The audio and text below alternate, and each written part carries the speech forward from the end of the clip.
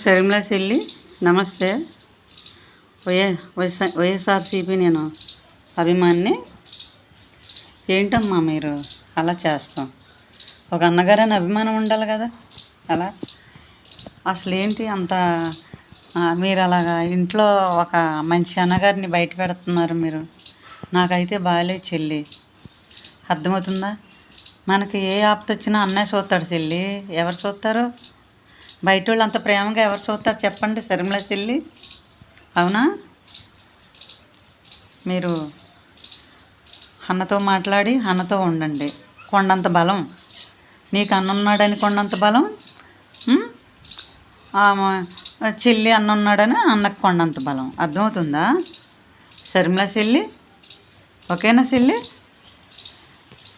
బాగా మరి మాట్లాడతావు కదా అన్నతో, సరేనా?